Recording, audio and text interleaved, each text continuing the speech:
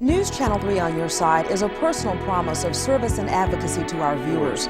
We listen to our viewers' needs and respond to them. We don't accept stories at face value. News Channel 3 uses our power to ask questions our viewers want answers to. We serve as advocates for the people of Memphis by seeking fair treatment, balance, and responsibility in our stories and in our community.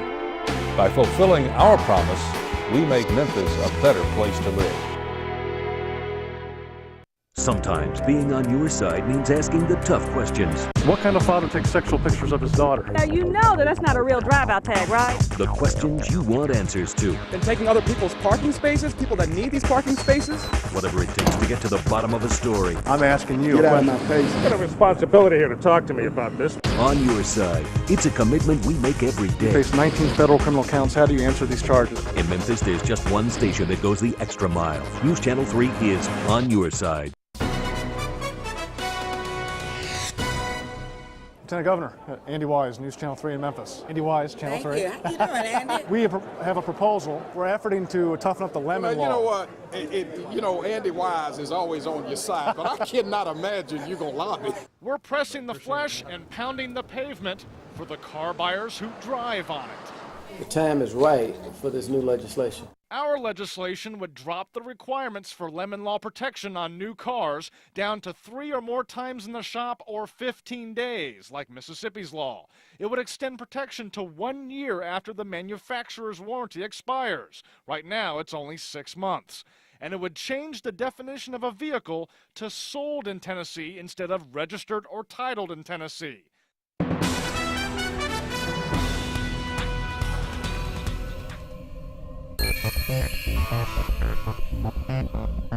51-year-old Clarence Moore is driving us mad this week after Metro DUI police arrest him on his 5th DUI charge.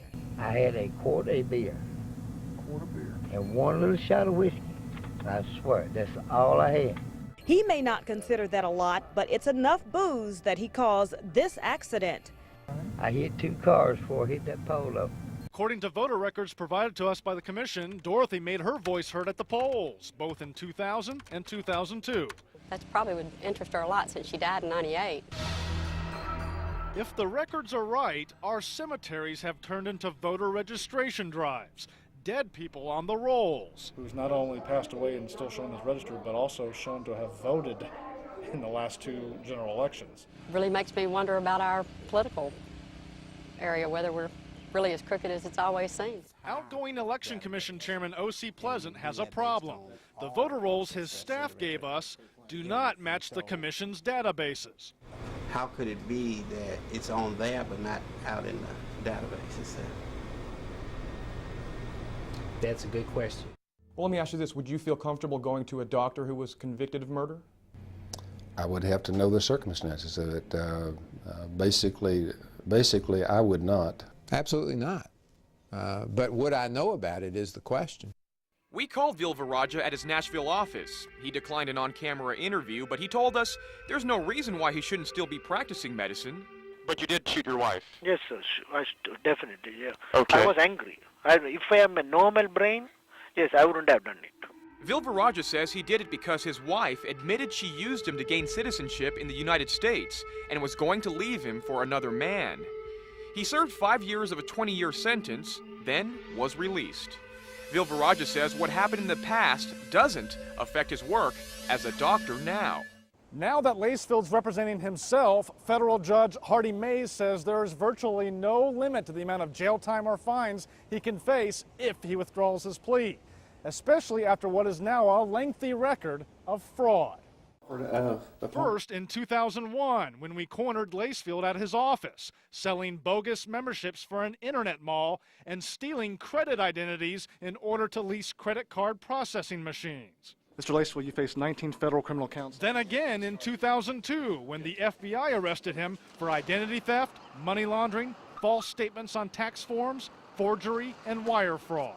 Why didn't you report those bank accounts? And yet again in February, when a jury convicted him of hiding bank accounts from prosecutors and using false documents to open new ones. He's playing the system. Marion, Arkansas firefighter Brian White lost more than $8,000 in Lacefield's credit card machine leasing scam.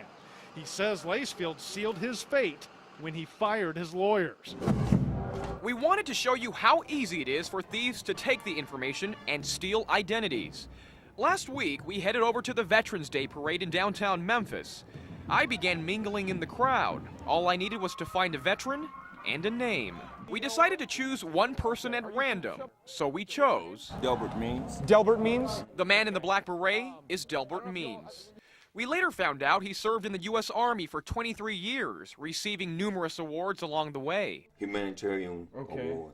A few days later, after I met him at the parade, I pulled one of his military records. Then, we paid him a visit at home. Let me show you this right here. Does that number on top look familiar? Very familiar.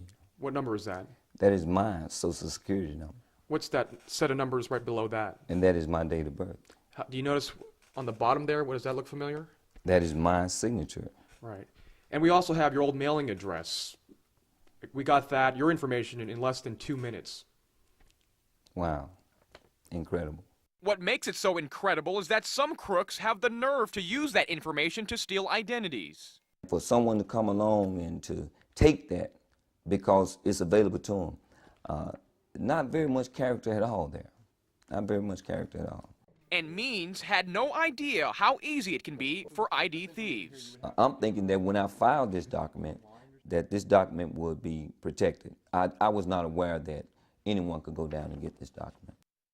We are grateful to have friends from Channel 3 with us today. Their wall-to-wall weather coverage on this past Saturday evening literally saved us on this campus. The words that Tim spoke just moments before the storm hit, identifying that the storm was coming to our campus, was so very helpful, and we want to acknowledge them and thank them for their help in recent days.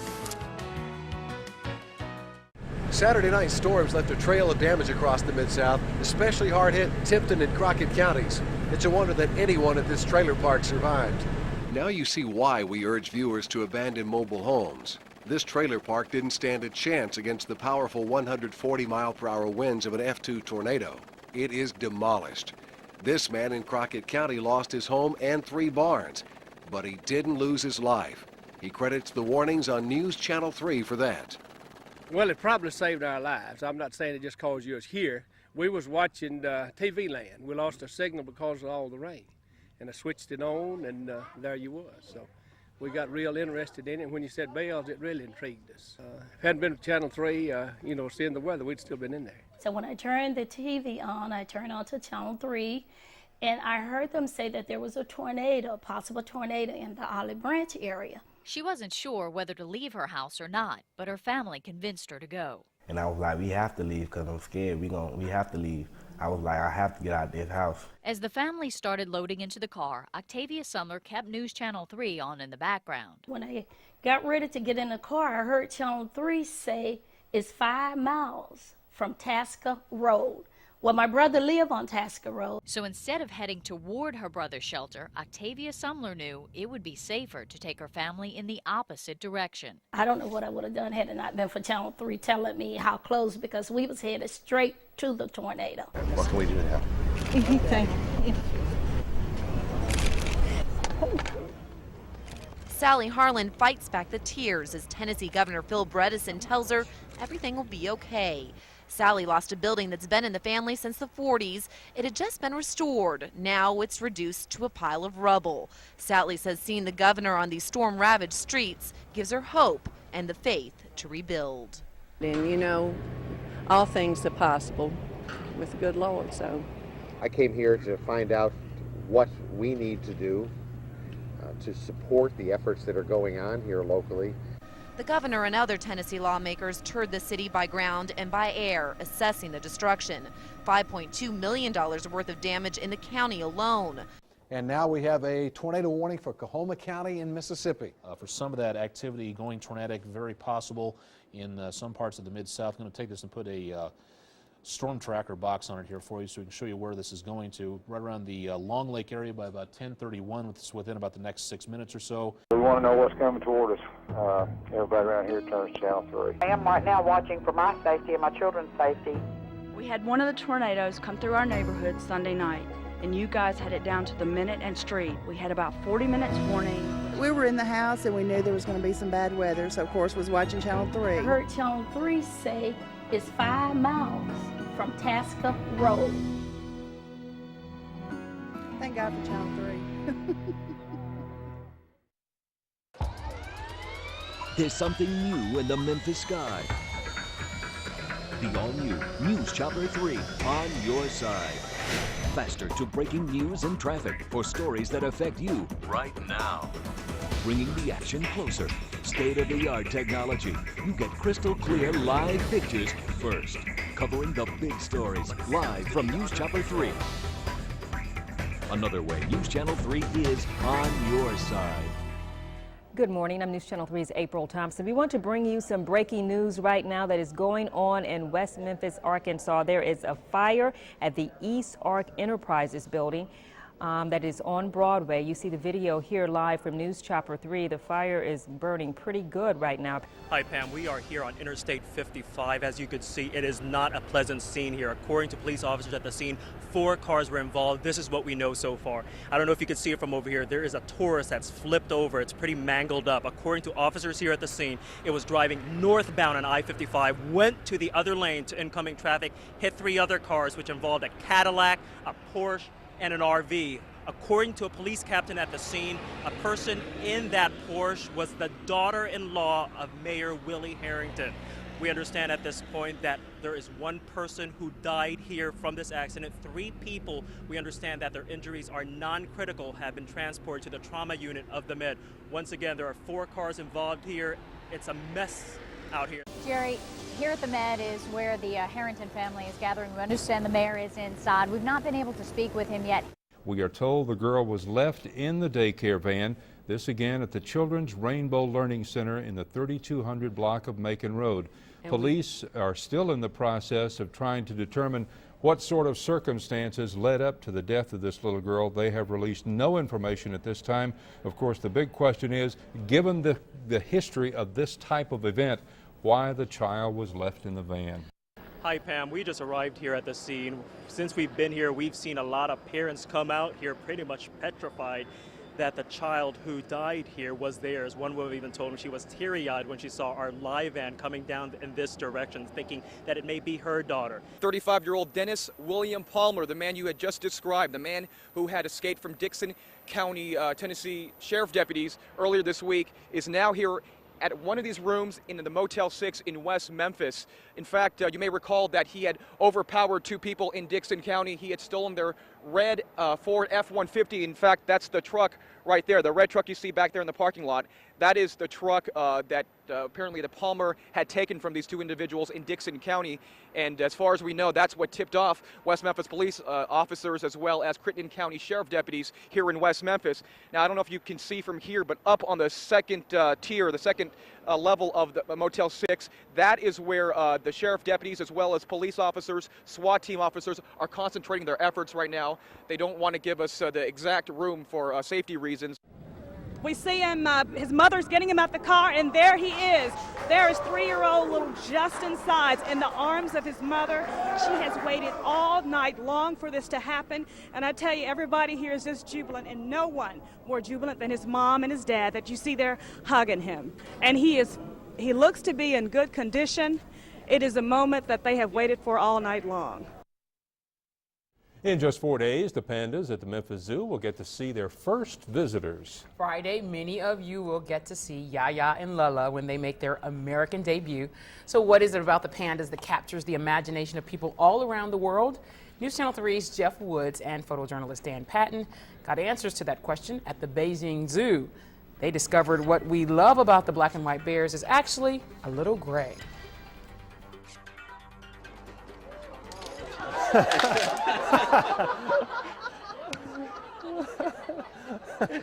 Hey, now you know why they're so popular. This is just, everything they do is just cute. Oh. There's no doubt that pandas are cute, but there has to be more to their popularity than that. There have been several studies done on what attracts people to bears in general. Why something like a grizzly bear that's very mean, why do people still think they're cute? There's a couple different theories. One is that they're proportioned a lot like a human baby. A big head, and a short body. That's one theory. Another theory with pandas is that people tend to like things that are black and white. For whatever reason, people tend to like animals that are black and white. Good afternoon, I'm Jerry Tate with a special report on the Memphis arrival of the pandas from China. Here it comes. We can see from our angle right now, Panda Express, the MD-11, coming to land here on the runway here at Memphis International Airport, the FedEx hub here in the Oak Haven area. There she is. She will land and taxi her way right around here, where we expect to have Yaya and Lala all floated. Everybody's very excited here. It's quite a privilege to be here and to be a part of this, something that may never happen again in an American zoo. Here it's turned around. I don't know if you'll be able to see them. Yep, there you can see. And I couldn't tell you which one that is.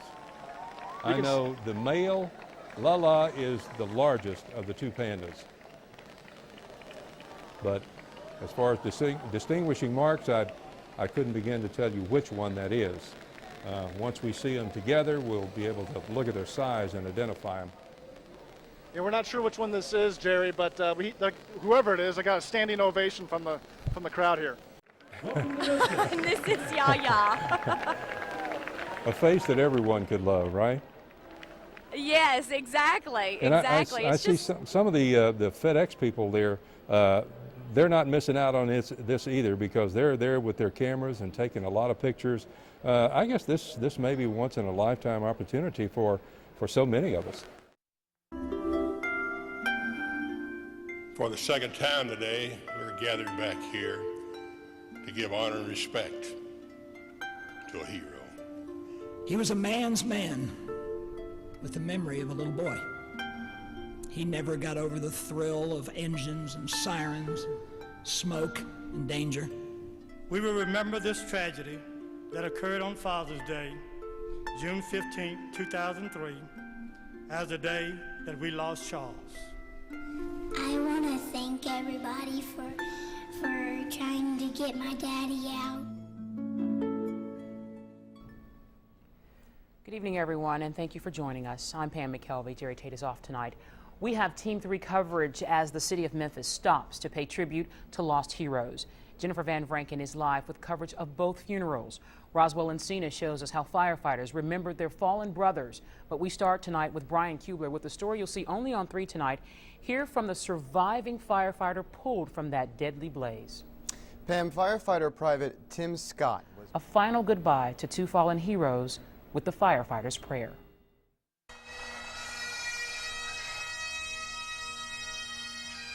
When I am called to duty, God, wherever flames may rage, give me strength to save a life, whatever be its age. Let me embrace a little child before it's too late, or save an older person from the horror of that fate. Enable me to be alert and hear the weakened shout, and quickly and efficiently put the fire out. I want to fill my calling to give the best in me, to guard my friend and neighbor and protect their property. And if, according to your will, while on duty I must answer death's call, bless with your protecting hand my family, one and all.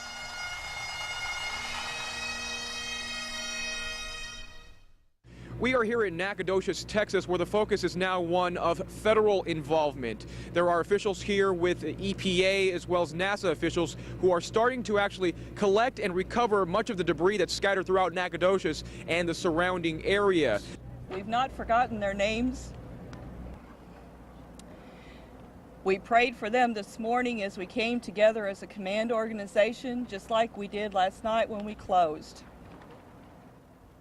At times, the emotion is overwhelming, but the search for answers doesn't stop. They search on horseback, they search from the sky, they scour the waters, they walk around a schoolyard. Investigators from just about every federal and local agency you can think of are here. Here at Barksdale Air Force Base in western Louisiana, it's going to be non-stop, at least throughout the next week. Now, most of the debris that has been recovered in Nacogdoches, Texas and the surrounding area will be brought here onto the base.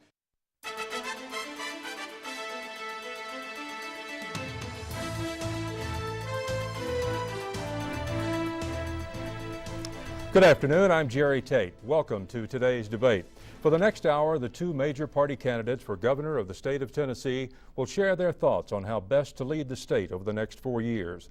This is an important time in our history, and our state, not only that, but our nation as well. And it will be up to you on November 5th to determine how our future history is written. Today, former Nashville Mayor Phil Bredesen and 4th District Congressman Van Hillary debate the issues. And saying that that's what has to happen, taxes have to go up as your excuse for raising taxes, is pathetic. I think you have to hold the line and be a steward of the taxpayers' money. Treat the taxpayers' money like it's your money. You're being put in a position of power over other people's livelihood, and very cavalierly saying that's what has to happen because it happens in other places is absolutely not the kind of leadership I think we need in this state for the next 4 to 8 years. Mr. Bredesen? Well, good. I would, as long as we're talking about taxes. Gosh, I remember seeing some material from you in an earlier race that you specifically proposed a commission to study the idea of a flat tax and a flat income tax. You obviously didn't feel quite as strongly about it as you claim you do today.